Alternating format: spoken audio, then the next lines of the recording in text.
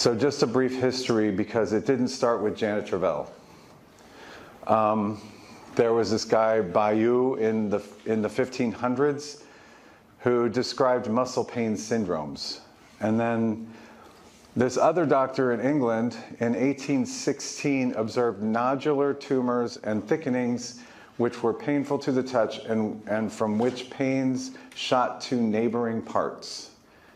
So humans are the same everywhere, and you know, high IQ humans existed hundreds of years ago too, and they were able to figure out a lot of stuff on their own. So it wasn't like we just gotten so much smarter.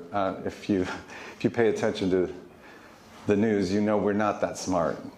But there were smart people hundreds of years ago who were finding these things. 1938, Jonas Kellgren studied and published referred pain patterns using saline injections. I mentioned him. He would inject his interns, his students, to study pain referral patterns. And that saline would reproduce the same myofascial pain referrals that we know today from Dr. Travell. And so he influenced Syriacs in England and Travell in the US. And then Travell started studying Kellgren on cardiac pain, because she was a cardiology resident in a New York hospital, and she more than once saw people come in with heart attack that wasn't a heart attack. It was myofascial pain that made it feel to the person like they were having a heart attack. That may have even included that atrial fibrillation type thing that we know from those pectoralis trigger points. So it got her interested in this, and she started studying musculoskeletal pain. And then she and Rinsler published an article on the diagnosis and treatment of muscle pain. They observed that fascia also referred pain, so they changed the term to myofascial pain. And then Steindler introduced the term trigger point in 1940. And then Travell and Simons introduced myofascial trigger point, myofascial pain syndrome as terminologies.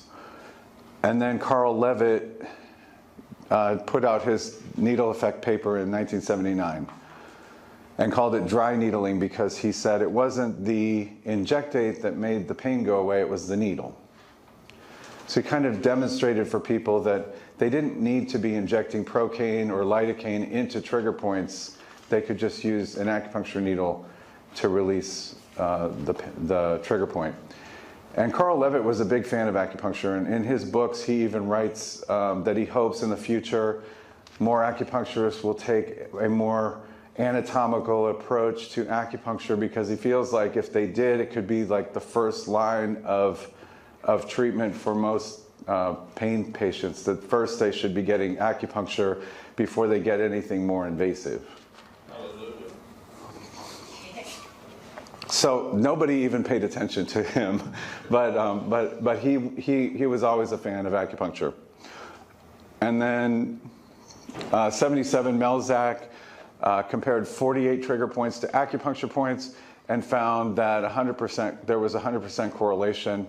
Different studies found 70 to 90% overlap. You probably heard of overlap of motor points and acupuncture points too.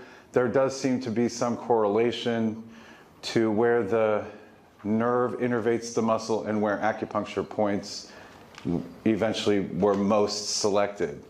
And it kind of makes sense, because the fascia research shows that the nerves and vessels pierce our fascia.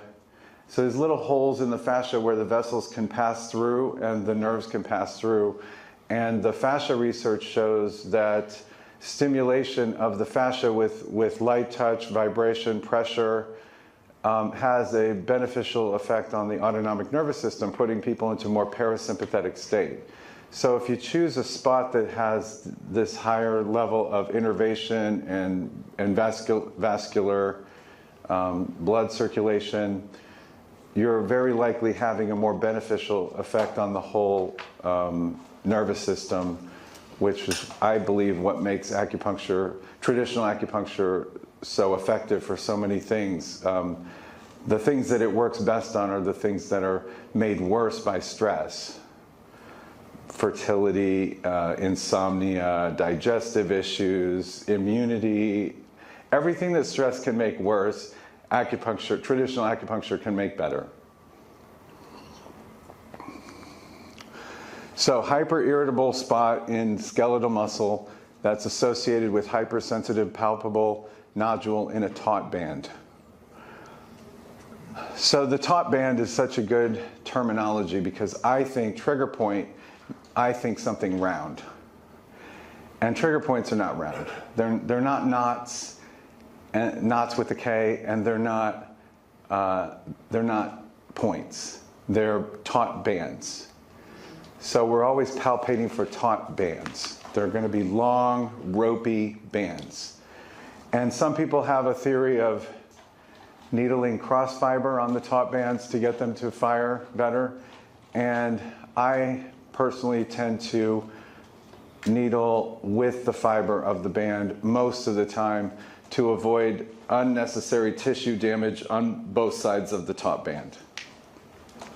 And it works that way too. So sometimes you'll do cross fiber. One good example would be when you have multiple taut bands in the infraspinatus, sometimes you just run the needle cross fiber through all of them and get them all firing and released. But when you're working in the upper trapezius, your safe angles are going to be into the taut bands, medial to lateral, and not going perpendicularly. Though sometimes you can do it safely. So diagnosis and research. Diagnosis, palpation, flat fingers, perpendicular to muscle fibers, and pincer palpation. So a lot of palpation of trigger points is cross fiber with the flat finger. The best way to feel it is with the pad of your finger. And then the challenge for trigger point theories is that there's no objective test. It relies on palpation for diagnosis and post-treatment exam. And the location relies on the skill of the examiner.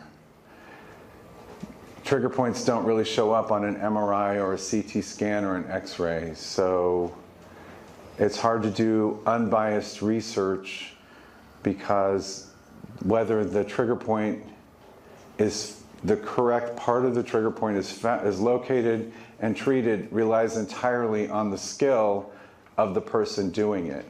So if you were to do trigger point research and you just hired a bunch of interns that you're going to pay $20 an hour and they didn't know anything about trigger points, palpation, or treatment, your research would show that because they would likely not find the active part of the trigger point and they probably wouldn't release it fully. They might even make it worse.